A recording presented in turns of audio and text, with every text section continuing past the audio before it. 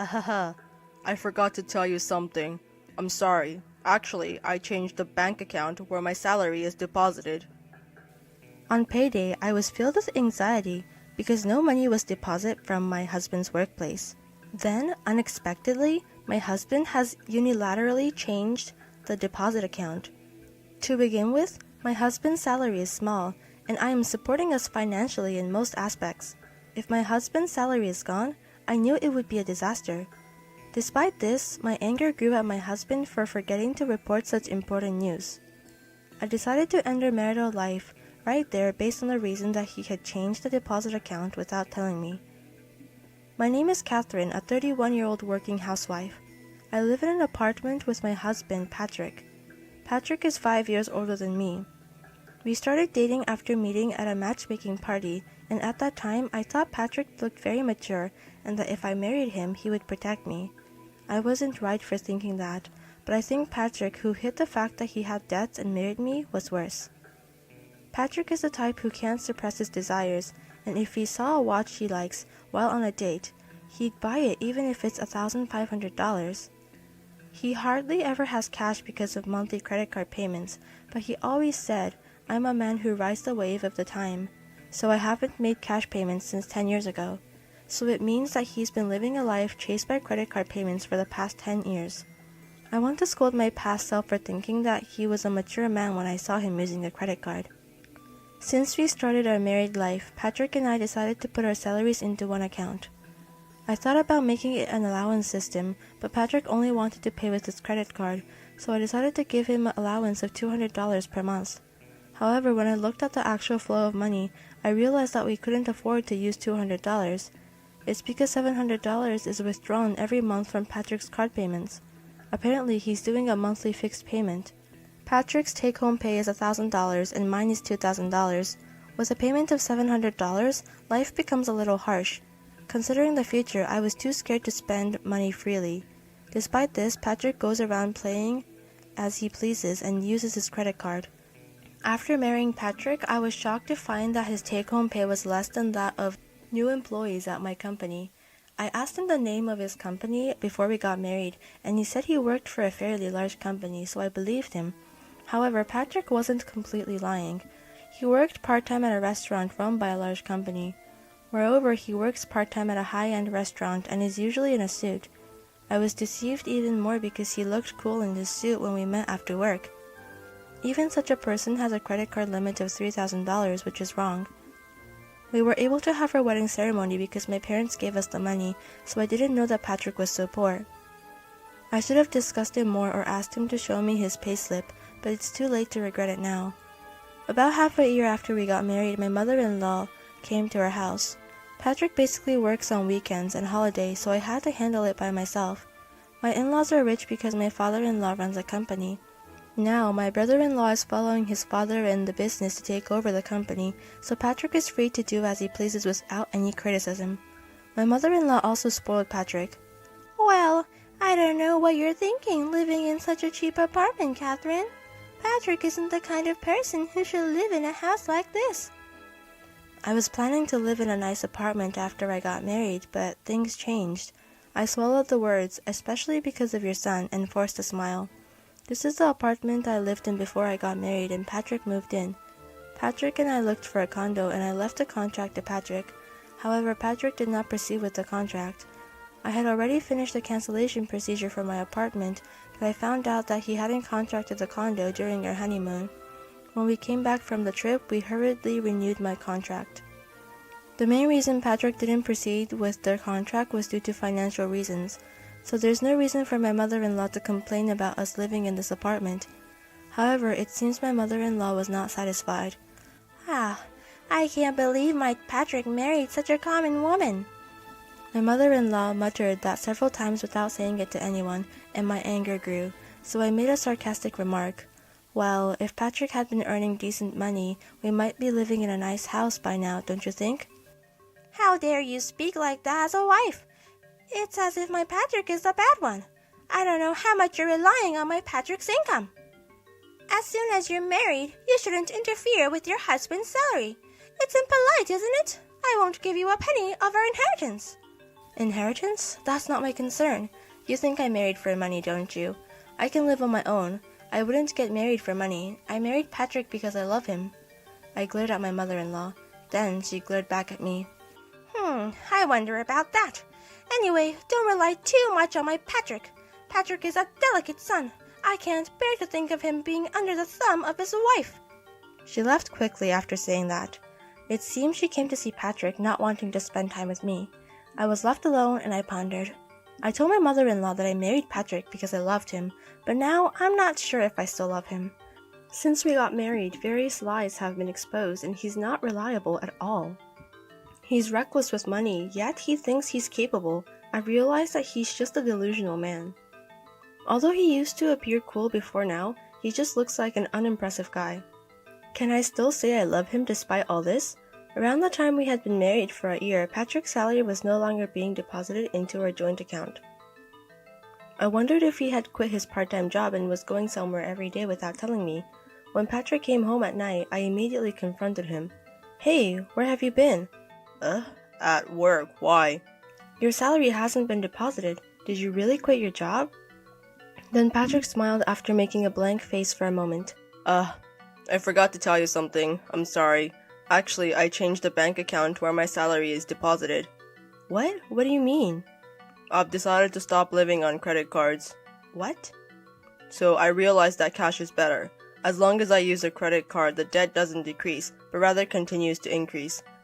Considering the interest I'm currently paying, I realized that I was wasting money.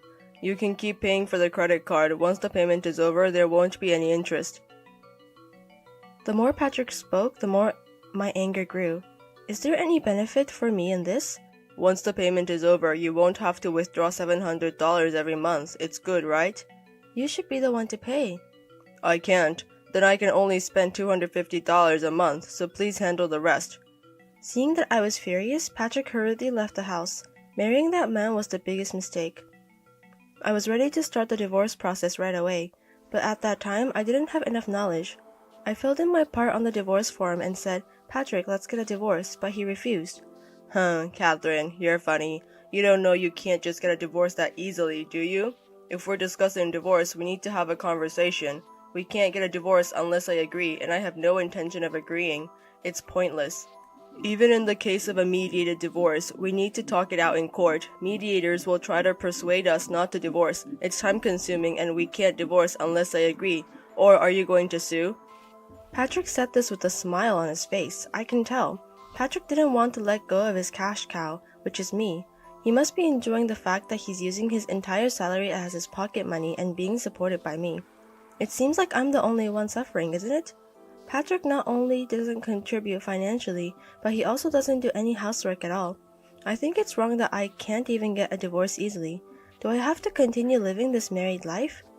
While feeling such despair, I lived a life balancing household chores and work. I wonder how much I haven't been spending on myself anymore. Before getting married, I had many hobbies and lived happily. Will I continue to be exploited by Patrick? Just looking at Patrick's carefree, worry-free, smiling face gives me the creeps. I tried to keep my distance from him as much as possible because I didn't want to see his face. 6 months after my first divorce proposal, my mother-in-law came again. That day was a weekend, but due to shift scheduling, Patrick was home. I was working from home and was a little busy. I thought I'd greet her briefly and then continue my work if she came just to see Patrick. However, when I showed my face to greet her, my mother-in-law suddenly pointed at me and started yelling. "What do you think you're doing to my Patrick?" What are you talking about?" "You're treating him coldly because his earnings are low, aren't you? My son earns $2,500 a month, yet you who only about $1,500, why are you blaming Patrick?" When I stared at Patrick, he was sweating and his eyes were darting around. It seems he told various lies when he was grumbling to his mother. Just like he lied to me before we got married, he now seems to be deceiving his mother. My mother-in-law kept complaining to me, trying hard to protect Patrick. "To begin with, your job isn't a big deal, is it? Despite that, you don't give Patrick any pocket money, and I heard you're living a luxury life alone." A luxury life. When I looked at Patrick again, he put his index finger over his mouth, indicating not to say anything. Seems like he is flustered and teary-eyed, likely due to being in a state of agitation. Although he lied while complaining, he didn't seem to expect his mother to storm in. Well, that's right. It's terrible to put your husband down like that, right, Patrick? The moment my mother-in-law looked at Patrick, he blurted out at me, "That's right. The good-for-nothing wife should leave." It didn't seem like his true feelings, as the moment my mother-in-law turned her face towards me, he made an apologetic gesture behind her. So I nodded and said something I didn't mean. "Understood, I will leave. A woman like me was too good for Patrick. I'm sorry." I'm glad you understand, but you don't have to leave. From now on, just change your attitude towards Patrick. Yes, I see. I will change. I'll be watching to make sure you don't do anything back to Patrick again. My mother-in-law left with a satisfied look. However, inside my heart, a feeling of sadness, emptiness, and indescribable sense of nihilism overwhelmed me. What was the point of all my sacrifices paying off Patrick's debts? The thought brought tears to my eyes. Even Patrick seemed flustered, seeing me cry. Catherine, are you okay? Do I look okay? Sorry, really. I think my mom misunderstood because I sort of exaggerated the story. I think she'll be relieved if we can become a good couple from now on. Let's grow together, okay? Sure, I still have work to do. Don't disturb me. I opened my laptop and instead of working, I began searching for law firms. I also tried asking online what I should do about my situation. Then various solutions appeared. I blame myself for not taking action until now. If I had known, I might have been able to divorce before being talked down to by my mother-in-law like that. But from now on, I won't be bossed around by Patrick. With that determination, I started preparing for a divorce. Since then, I continued my life as usual without showing any signs of anger to keep Patrick off guard. While Patrick was away, I had a moving company give me an estimate and choose a new place to live.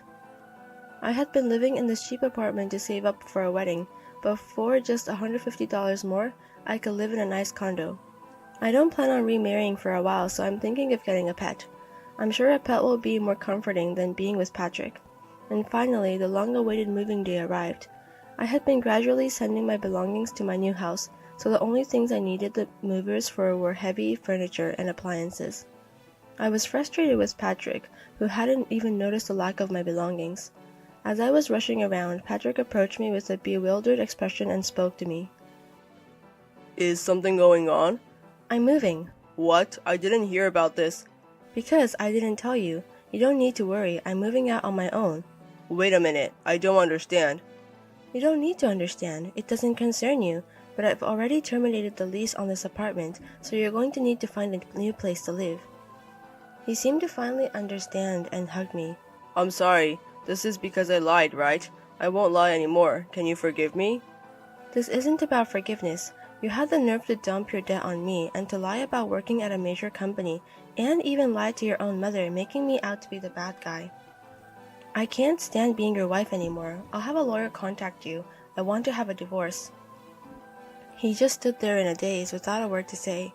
Then he went somewhere and started making a call. I wonder what he thinks will change by making a phone call now. What could he possibly want to do? 10 minutes later, his mother arrived. She seemed shocked as she watched the movers carrying out the furniture. Catherine, what's going on? I don't feel like explaining everything to her now.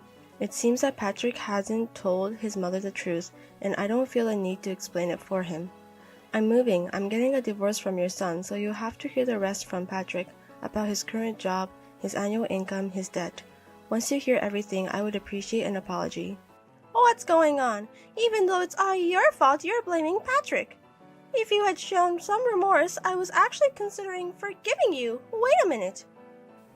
I ignored her and saw the movers finish loading. The only things left in the room are his belongings. I grabbed my things, opened the door, and said, "Patrick, you need to leave by the end of the month," and then I stepped outside. I started the car and saw Patrick and his mother trying to chase after me. There's no way they could catch up to a car on foot, and at the same time I saw them both stumble and fall.